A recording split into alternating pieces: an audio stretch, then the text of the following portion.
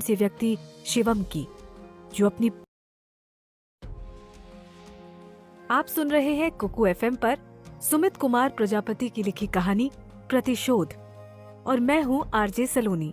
Kuku FM, सुने जो मन चाहे। प्रतिशोध एक ऐसी कहानी जो एक प्रेम कहानी है और एक प्रतिशोध की कहानी है। कहानी है एक साधारण से व्यक्ति शिवम की, जो अपनी पत्नी मोहिनी को बेहद प्यार करता था, और एक वहशी विधायक की, जो उन दोनों की जिंदगी को उजाड़ देता है। अब शिवम किस प्रकार विधायक से प्रतिशोध लेता है, आइए जानते हैं कहानी के माध्यम से। रामलीला का रंगमंच सजा हुआ था। चारों ओर दर्शकों की भारी भीड़ थी। वैसे शिवम बहुत ही सुंदर और सुशील लड़का था, और राम के रूप में तो उसकी सुंदरता और भी निखर जाया करती थी। आज रामलीला के मंच पर राम विवाह का मंचन था। राम के रूप में शिवम ने जैसे ही सीता के रूप में कलाकृति रूपाली को जयमाल डाली, तो भीड़ में तालियों की गड़गड़ाहट गूंज उठी। परंतु भीड़ में बैठी एक सुंदरी, जो काले काले सुंदर से नैनों से सिर्फ राम को ही निहार रही थी। उसका सुंदर सा मुखड़ा चांद की तरह चमक रहा था। वो कोई और नहीं बल्कि शिवम की पत्नी मोहिनी थी। वो तो अपने मन में और ही कोई काल्पनिक सपने गढ़ रही थी। वो खुद को सीता के रूप में उस रंगमंच पर देख रही थी, जैसे वो खुद ही अपने राम के सम्मुख खड़ी होकर उनको माला पहना रही हो। और वो ये सपना देखे भी क्यों ना, आखिर वो अपने पति शिवम से निश्चल प्रेम जो करती थी। तालियों की गड़गड़ाहट से उसका ध्यान भंग हो गया और वो सपनों की दुनिया से बाहर आ गई। तभी रामलीला संस्थापक ने माइक के जरिए श्री रामलीला के आगे के प्रोग्राम को कल तक के लिए स्थगित कर देने की सूचना दी। अच्छा, आज का प्रोग्राम कैसा लगा? गेटअप बदलकर मंच से बाहर आकर शिवम ने मोहिनी से कहा। हाँ, बहुत अच्छा लगा, और नहीं भी लगा, उदासी भरे अंदाज में मोहिनी ने कहा। अच्छा लगा और नहीं भी लगा, इससे क्या मतलब है? शिवम ने मोहिनी से पूछा। आप तो राम के रूप में अच्छे लग रहे थे, परंतु अगर सीता के रूप में मैं होती तो और भी अच्छा लगता। मोहिनी ने हल्की सी मुस्कान भरते हुए शिवम से कहा। अरे, ये कहो ना कि तुम जल बुझ गई जब रूपाली ने हमको माला डाली। शिवम ने मोहिनी को चिढ़ाने के लिए प्रत्युत्तर में कहा। अरे, हम क्यों जलने लगी? जले हमारे दुश्मन, हमको क्या पड़ी जो जले? उदास होकर मोहिनी ने कहा। अरे, तुम ना छोटी छोटी बातों पर उदास हो जाती हो। अच्छा बाबा, अगली बार से हम संस्थापक जी से कहकर सीता का रोल तुमको दिलवाएंगे। मोहिनी की गालों को खींचकर उसे गले लगाते हुए शिवम ने कहा। फिर मोहिनी ने भी शिवम को अपनी बाहों में भर लिया। इस तरह से दोनों पति पत्नी आपस में बात करते हुए घर आ गए। दोनों ही पति पत्नी एक दूसरे से बहुत प्यार करते थे। वो दोनों जितने तन से सुंदर थे, उतने ही मन से सुंदर थे। हर किसी की मदद करने की आदत के कारण वो पूरे मोहल्ले में जाने जाते थे। शिवम रंगमंच पर राम का किरदार निभाने के अतिरिक्त एक प्राइवेट स्कूल में अध्यापन कार्य करते थे। आमदनी कुछ खास नहीं थी, इसलिए मोहिनी भी सलवार सूट की सिलाई करके रुपए जुटाया करती थी। इस तरह से दोनों मियाँ बीवी अपनी जिंदगी बसर करते थे। रुपए जरूर कम थे, परंतु उनके घर में सुख समृद्धि और प्यार भरपूर था। तुम ना ये काम मत किया करो, इसकी आवाज से तुम्हें सरदर्द होने लगता है। अरे, मैं हूं ना तुम्हारा ख्याल रखने के लिए, फिर तुम ये काम क्यों करती हो? शिवम ने स्कूल से आकर बैग रखते हुए मोहिनी से कहा। अरे, आप भी तो थक जाते हो, आप भी ये नौकरी छोड़ दो। मोहिनी ने मशीन पर कपड़े सिलते हुए कहा। अरे, हम अपनी नौकरी छोड़ देंगे तो फिर घर कैसे चलेगा? प्रत्युत्तर में शिवम ने कहा। तभी तो कहती हूँ कि अगर घर चलाना है तो हम दोनों को मिलकर काम करना पड़ेगा। मेरी कमाई से घर चलेगा और तुम्हारी कमाई से आगे के लिए रुपए बचाएंगे। अरे, कल को हमारा परिवार बड़ा होगा तो खर्चा कहाँ से आएगा? मोहिनी ने जवाब दिया। अच्छा बाबा, तुमसे तो कोई नहीं जीतने वाला। अब मुझे भूख लगी है, मेरे लिए खाना लगा दो। मेज पर बैग रखते हुए शिवम ने कहा। अच्छा, आप हाथ मुंह धुलकर आइए, मैं खाना लगा देती हूँ। प्रत्युत्तर में मोहिनी ने कहा। शिवम हाथ धुलकर आया और खाना खाने लगा। उसे खाना खाता देख मोहिनी उसे निहार रही थी, परंतु शिवम के चेहरे पर आज वो चमक नहीं थी जो रोज हुआ करती थी। आज वो कुछ उदास था। मोहिनी से उसकी ये उदासी देखी नहीं जा रही थी, और जब उससे रहा नहीं गया तो उसने शिवम से उदासी का कारण पूछा। कई बार पूछने पर भी उसने कुछ नहीं कहा। अब मोहिनी समझ चुकी थी कि आज फिर से शिवम स्कूल लेट पहुंचे होंगे, जिससे उनका वेतन काट लिया गया होगा। आप ये रात को रामलीला का पाठ करना छोड़ क्यों नहीं देते हो, जिसके कारण स्कूल के लिए लेट हो जाते हो? तल्ख भरे अंदाज में मोहिनी ने कहा। नहीं छोड़ सकता, मैं कलाकार हूं, ये मेरा पेशा है। मंच पर राम मैं दिखावे के लिए नहीं बनता हूं, बल्कि राम मेरे मन के कोने कोने में बस चुके हैं। शिवम ने तल्ख भरे अंदाज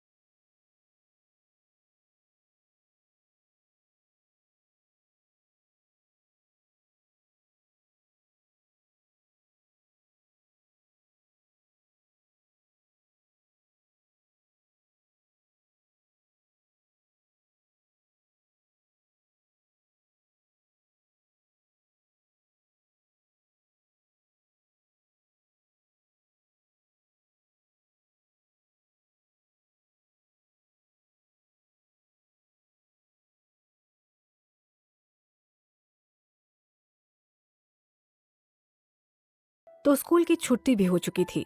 शिवम वापस घर आ चुका था, परंतु ये क्या, घर में कोई भी नहीं था। मोहिनी, मोहिनी, तुम कहाँ हो? शिवम ने आवाज लगाई। अरे मैं यहाँ हूँ, अभी आई, बस थोड़ी देर में। बाहर से मोहिनी ने आवाज लगाई। अरे तुम कहाँ चली गई थी यूं घर को खाली छोड़कर? शिवम ने पूछा। कहीं नहीं, वो पड़ोस वाली आंटी उद्घाटन में गई थी तो मैं भी उनके साथ चली गई। वो क्या है ना कि हमारे मोहल्ले की औरतों को रोजगार मिले, इसलिए विधायक जी ने सिलाई सेंटर खोला है। मैं भी सोच रही हूँ कि हमारे यहाँ वैसे भी अब कम सिलाई आती है, मैं भी उसी में सिलाई करने जाया करूंगी। आपको पता है विधायक जी मेरी बहुत तारीफ कर रहे थे। शिवम की तरफ देखते हुए मोहिनी ने कहा। नहीं नहीं, तुम वहां हरगिज नहीं जाया करोगी। वो विधायक बहुत ही चरित्र का गंदा व्यक्ति है। अरे वो तुम्हारी तारीफ नहीं कर रहा होगा, बल्कि वो तो तुम्हारी सुंदरता की तारीफ कर रहा होगा। वैसे भी मुझे बिल्कुल भी पसंद नहीं कि तुम वहां काम करो। मोहिनी को कड़े शब्दों में डांटते हुए शिवम ने कहा। अच्छा, ये कहो कि कोई मेरी सुंदरता की तारीफ करता है तो तुम्हें जलन होती है मुझसे? नटखटे स्वर में मोहिनी ने कहा। नहीं, ऐसा नहीं है मोहिनी, मैं तुम्हारी सुंदरता से नहीं जलता। भला तुम में और मुझ में कोई अंतर है? आखिर हम एक दूसरे के मन से जुड़े हैं। परंतु वो आदमी ठीक नहीं है, वो बहुत ही गंदा व्यक्ति है। शिवम ने समझाते हुए कहा। आपको मुझ पर भरोसा नहीं है क्या? क्या मैं आपको कभी धोखा दे सकती हूँ? मोहिनी ने कहा। मुझे तुम पर भरोसा है, खुद से ज्यादा है, पर हर व्यक्ति तुम्हारी तरह साफ नियत नहीं रखता। तुम बहुत भोली हो, इसलिए आसानी से हर किसी की बात पर भरोसा कर लेती हो। मैं दरवाजे पर ही खड़ी थी। नहीं नहीं आंटी, मोहिनी मुझे धोखा नहीं दे सकती है। जरूर उसकी कोई मजबूरी रही होगी, इसीलिए शायद नहीं आ पाई। या मेरी मोहिनी किसी बड़ी मुसीबत में है। शिवम ने कहा, बेटा तो उससे बहुत प्यार करता है तो वो जरूर वापस आ जाएगी, परंतु अगर तू इस तरह से उदास रहेगा तो वो कभी भी नहीं आएगी। अगर तू चाहता है कि वो वापस आए तो तू पहले की तरह सज धज कर स्कूल जा। आंटी ने शिवम को समझाते हुए कहा। अच्छा, तो मैं अभी तैयार होकर स्कूल जाता हूँ, और जब मैं स्कूल से वापस आऊंगा तो वो मुझे घर पर ही मिलेगी ना आंटी? एक मासूम बच्चे की तरह शिवम ने आंटी से कहा, और फिर वो रोज की तरह तैयार होकर स्कूल चला गया। वो ऑटो में बैठकर स्कूल जा ही रहा था कि ऑटो में सामने वाली सीट पर बैठी दो अध्यापिका आपस में बात कर रही थी। अरे मैडम, आप आज इतनी लेट कैसे हो गई? पहली अध्यापिका ने दूसरी अध्यापिका से पूछा। कुछ नहीं, आज वो रेलवे क्रॉसिंग पर जब मैं पहुंची तो वहां एक औरत का शव पड़ा था और उसके चारों तरफ भीड़ लगी हुई थी। उसका शरीर बहुत ही भयानक तरीके से ट्रेन से कट चुका था। अरे उसकी शक्ल तो बिल्कुल ही पहचान में नहीं आ रही थी। एक हाथ भी कटकर अलग पड़ा था। पर आश्चर्य की बात यह है कि वो लड़की थी, परंतु उसके हाथ पर शिवम नाम गुदा हुआ था। दूसरी मैडम ने कहा। इतना सुनते ही शिवम की खोपड़ी चकरा गई। वो समझ गया कि अब मोहिनी इस दुनिया में नहीं रही। उसने तुरंत ऑटो रुकवाया और उतरकर रेलवे क्रॉसिंग की तरफ दौड़ पड़ा।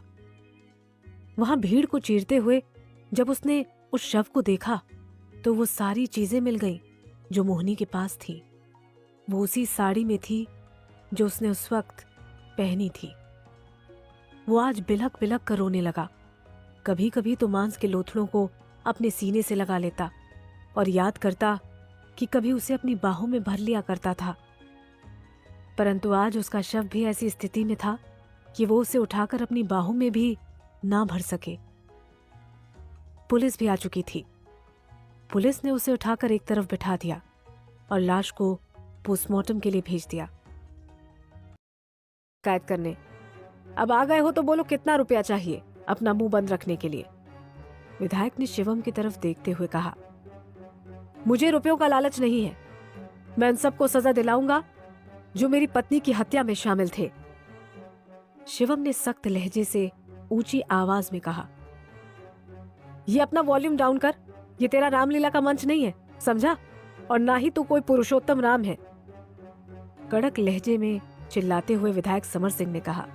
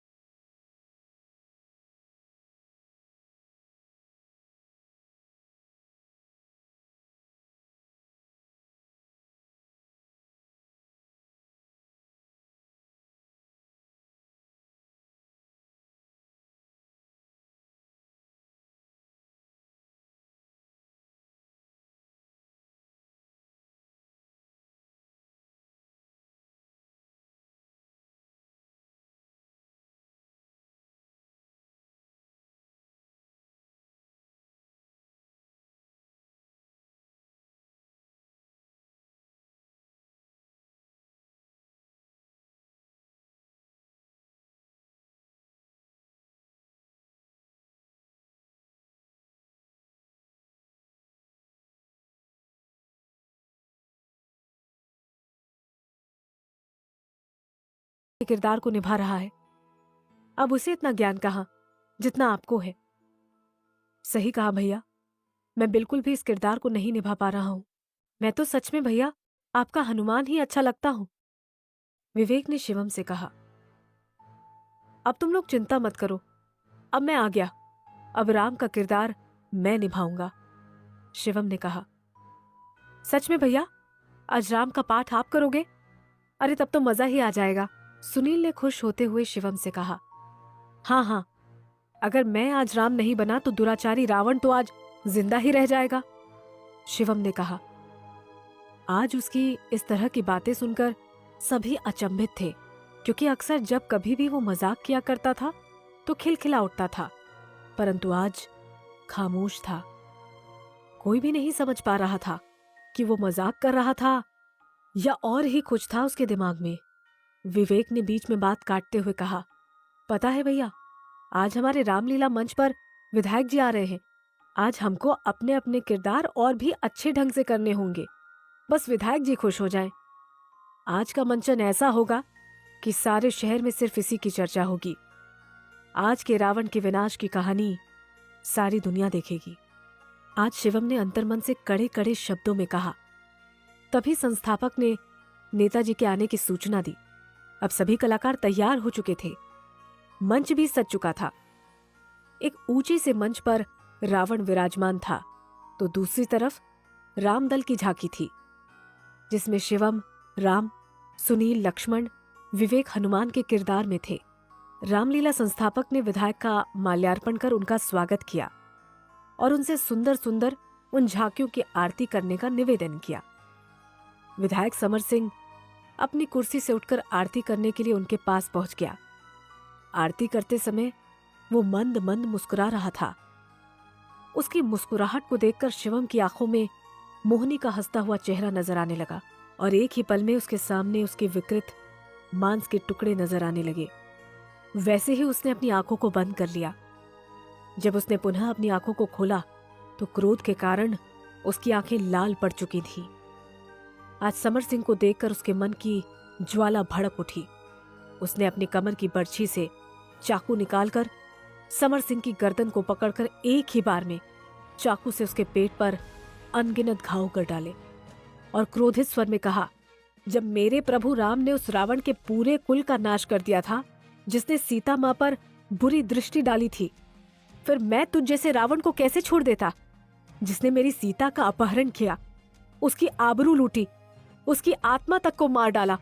तुझे क्या लगता है कि मैं सिर्फ राम का अभिनय करता हूँ? अरे मैं राम को आत्मसात भी करता हूँ, तेरे जैसे कलयुगी रावण का वध करने के लिए। जैसे शिवम ने समर सिंह की गर्दन को छोड़ा, वैसे ही वो जमीन पर गिर पड़ा। उसके प्राण पखेरु उड़ चुके थे। आज शिवम ने राम के रूप में एक ऐसे रावण का वध किया जिसके सामने कोई खड़ा भी नहीं हो पाता था। अरे लंका पर विजय के पश्चात हमारे प्रभु राम को उनकी सीता मिल गई थी, परंतु मैं अपनी सीता को तो अंत समय में उसे अपनी बाहों में भी नहीं उठा सका। मैं वो दुर्भाग्यशाली राम हूँ। और ये कहते कहते वो फूट फूट कर रोने लगा। उसकी वाणी में आज इतनी वेदना थी कि भीड़ में खड़े सभी लोगों की आंखों से आंसू छलक पड़े। शिवम ने अपने आंसुओं को पोंछते हुए कहा, आज अगर मैं इस वहशी रावण का वध नहीं करता तो शायद मेरा ये राम का किरदार तो जिंदा रहता, परंतु मेरे अंदर का राम मर चुका होता। आज फिर एक रावण पर विजय पाई राम ने।